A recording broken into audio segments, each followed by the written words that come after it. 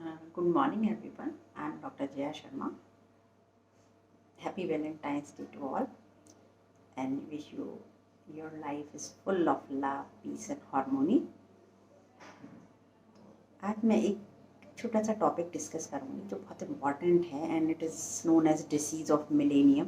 पहले जैसे infection common होता था, अभी इन्फेक्शन इतना कॉमन नहीं है जितना कॉमन एंडोमेट्रियोसिस एंड एडेनोमायोसिस है। तो क्या होता है एंडोमेट्रियोसिस, क्या होता है एडेनोमायोसिस और अलग अलग एज में इसकी क्या इम्पोर्टेंस है। एंडोमेट्रियोसिस क्या होता है? एंडोमेट्रियल लाइनिंग जो होती है, जो सेल्स होती है एंडोमेट्रियल लाइनिंग की, because of some genetic cell rest या फिर एंडोमेट्रियम और ट्यूब्स हमारी दूसरी तरफ पेट में खुलती हैं, तो मेंसेस के टाइम कुछ मेंसेस का ब्लड ट्यूब्स के थ्रू ओवरी के ऊपर स्प्रिंकल कर जाता है और वहाँ पे हार्मोन जैसे ही फिर एंडोमेट्रियम को ग्रो करते हैं ड्यूरिंग द प्रोलिफरेटिव फेज, वैसे ही वो ओवेरियन टिश्यू को ग्रो करते हैं जो ओवरी के ऊपर स्प्रिंकल कर गया। इसको एंडोमेट्रियल सेल रेस्ट भी बोलते हैं। जहाँ जहाँ वो एंडोमेट्रियम की सेल फैल जाती हैं वहाँ वहाँ वो hormone responsive endometrial cells grow करती हैं। मोस्ट कॉमन साइट उनकी ओवरीज होती है। तो ओवरीज पे जब वो एंडोमेट्रियल सेल्स ग्रो करती हैं तो ओवरी के स्ट्रोमा में वो इन्वेड कर देती हैं और वहाँ पे सिस्ट बनाती हैं चॉकलेट कलर का ब्लड प्रोडक्ट्स, जिसे हम चॉकलेट सिस्ट कहते हैं और एंडोमेट्रियोमा बोलते हैं और ओवेरियन एंडोमेट्रियोमा बोलते हैं। फिर वहाँ पे इन्फ्लेमेटरी प्रोसेस होता है, तो कभी कभी दोनों ओवरीज आपस में चिपक जाती हैं, दोनों ओवरीज यूट्रस के ऊपर चिपक जाती हैं, या फिर हमारी आंतें भी ओवरी और यूट्रस के ऊपर आके चिपक जाती हैं। ये ग्रेडिंग होती है। ग्रेड 1 और ग्रेड 2 माइल्ड एंडोमेट्रियोसिस होता है, इसमें बहुत एडिशंस चिपका चिपकी नहीं होती। ग्रेड 3 एंड ग्रेड 4 में बहुत सारा एडिशंस होते हैं, कई चीज़ें एक साथ चिपकी हुई है और गठरी की तरह।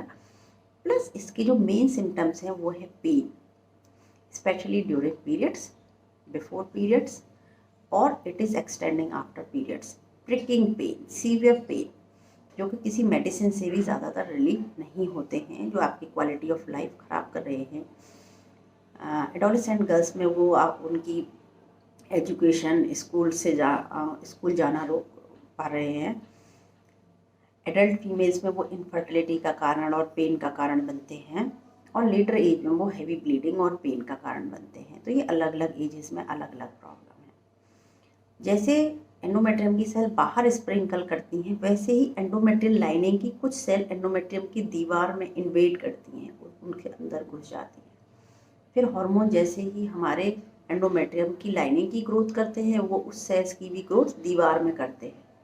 तो यूट्रस की दीवार एनलार्ज होती जाती है और जब भी वो एनलार्ज होती है पीरियड के टाइम वहाँ ब्लीडिंग होती है और वो पेन करती है। इसको एडिनोमायोसिस कहते हैं या फिर एंडोमेट्रियोसिस इंटरना, जो कि यूट्रस की दीवार में एंडोमेट्रियोसिस ने इन्वेड किया है। इसका स्पेसिफिक टर्म एडिनोमायोसिस है।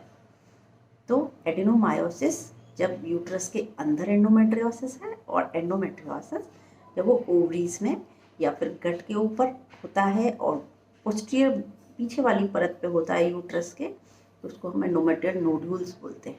कभी कभी ये जो रेक्टम होता है हमारी आंतों, उसकी दीवार में भी इन्वेड कर देता है। कैंसर नहीं है, पर ये डिसीज़ कैंसर से भी कम नहीं है क्योंकि ये इधर उधर फैलती है। पेरिटोनियल डिसीज़ है, जहाँ जहाँ पेरिटोनियम है वहाँ वहाँ वो फाइब्रोसिस कर देती है, पकरिंग कर देती है। यूरेटर जो पेशाब की थैलियाँ, जो नलियाँ हैं वो नीचे जाती है, उनके आसपास फाइब्रोसिस होकर वो पेशाब की नली को रोक के यूरिनरी सिम्टम्स भी पैदा कर सकती हैं। तो पेन, ब्लीडिंग, इनफर्टिलिटी और यूरिनरी सिम्टम, ये कॉमन सिम्टम हो सकते हैं एंडोमेट्रियोसिस और एडिनोमायोसिस के। अब मैनेजमेंट, अब इसकी जो डायग्नोसिस है वो बहुत इजी इसलिए है कि आजकल बहुत अच्छी अल्ट्रासाउंड मशीन्स हैं, अच्छी high and machines, MRI, CT, तो this disease can pick up very early. अब मैनेजमेंट का पार्ट आता है। अब हमें पता चल गया कि हर एज वाइज उसका मैनेजमेंट अलग अलग है। अगर यही अनमेरिड गर्ल्स है और बहुत बड़ा सिस्ट नहीं है, बहुत सिम्टम्स नहीं है, तो हम oral contraceptive pills, dienogest oral, that is the progesterone modified agent, वो हम दे सकते हैं। अनमेरिड गर्ल्स हैं जिनके एडिनोमायोसिस है, यूट्रस बल्की है, तो उनको हम मेरिना अनमेरिड गर्ल्स को भी एडवाइस करते हैं, हिस्ट्रोस्कोपी एडवाइस करते हैं।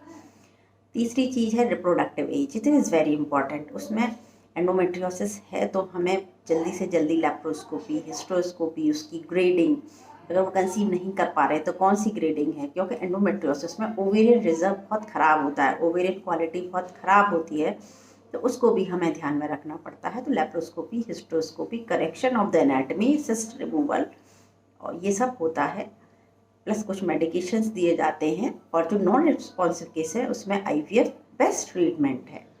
तो ये इनफर्टिलिटी और रिप्रोडक्टिव, ऐसे ही लेटर एज में जिनकी फैमिली पूरी हो गई है, 40 प्लस एज है, तब हमें एडिनोमायोसिस, एंडोमेट्रियोसिस पता चलता है, तो surgery is the best answer for this. Plus अगर सर्जरी फिजिबल नहीं है तो मिरेना एक डिवाइस होती है जो कि प्रोजेस्टेरोन इसमें होता है, 5 ईयर्स के लिए उसे यूट्रस में इम्प्लांट करते हैं लाइनिंग में मल्टीलोड की तरह, उसका भी बहुत अच्छा रिस्पॉन्स है। वो डिसीज़ प्रोसेस को बढ़ने से रोकती है, प्लस जो ऑलरेडी बढ़ा हुआ साइज है उसको कम करती है। तो medication Mirena, hysterectomy, hysteroscopy, laparoscopy, और यंग गर्ल्स में मेडिकेशन और मिरेना और laparoscopy as per the condition और need of the patient and symptoms. तो ये कुछ चीज़ें हैं एडिनोमायोसिस और एंडोमेट्रियोसिस के बारे में, जो कि समझाना बहुत मुश्किल होता है, ये क्या है, क्यों है, कैसे दर्द है। इन चीज़ों का आप ध्यान रखें और डॉक्टर की सलाह मानें। Take care, thank you.